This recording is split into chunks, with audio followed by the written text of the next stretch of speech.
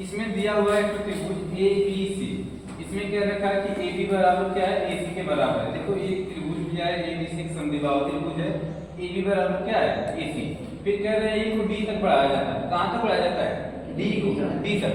मतलब इस प्रकार बढ़ाया जाता है कि जो एडी की लंबाई होगी एसी की लंबाई क्या होगी, बराबर होगी। तो यहाँ तक बढ़ा दिया, फिर इसको कहना है से मिला दिया गया है।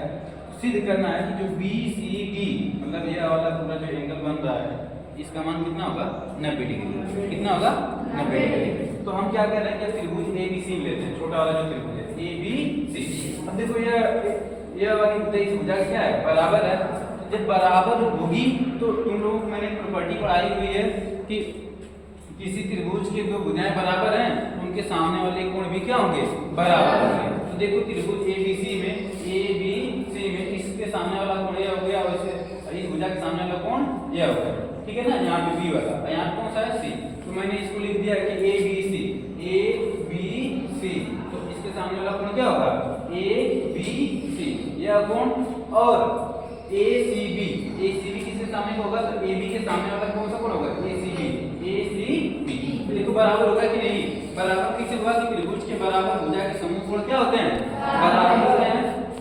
और हमारे ए सी डी त्रिभुज में अब देखो यह भुजा को पता है इस वाले भुजा के क्या है, बराबर है। ठीक है, बराबर है। तो मैंने उसको लिखा कि जब बराबर होगी तो इसके सामने वाला कोण कौन सा होगा, तो ए सी डी। वो कोण कौन सा होगा, ए सी डी। और इसके सामने वाला कोण कौन सा होगा, तो ए डी सी। देखो मैंने लिखा है C D A D C या सी डी ए, इससे क्या होगा, बराबर होगा। अब त्रिभुज ए बी सी, अब त्रिभुज ए बी सी के त्रिभुज तीनों कोणों का मान क्या होगा, ए बी सी नहीं ए बी डी लिखेंगे। क्या लिखेंगे, ए बी डी। त्रिभुज ए एक मिनट बी सी डी, ये तीनों कोण सॉरी बी सी डी होगा, क्या होगा, बी सी डी। त्रिभुज के बी सी डी मतलब त्रिभुज है एक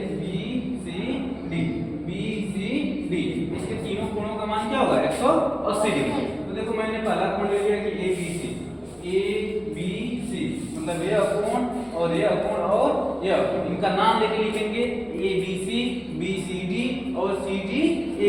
तो देखो बी सी डी कौन सा है, बी सी डी, और कौन सा है, सी डी ए। तीनों कोण का मान क्या होगा, 180 के बराबर होगा। तो हम कहेंगे कि देखिए ए बी सी जो एंगल है हमारा ए बी सी या ए सी डी की क्या है, ए सी डी के बराबर है। तो इसकी जगह मैंने क्या लिख दिया, ए सी बी मैंने लिखा। अब देखो बी सी डी जो है, बी सी डी को मैं दो पार्ट में लिख सकता हूँ, बी सी डी। तो मैं बी सी डी को बी सी ए और ए सी डी दोनों जोड़ के लिख सकता हूँ कि नहीं। तो मैंने वहाँ यहाँ पे देखो ए सी डी प्लस कोण ए सी डी का लिखा हुआ है और सी डी ए। देखो इस भुजा के सामने कोण, इस भुजा के सामने कोण क्या होगा, ए सी डी।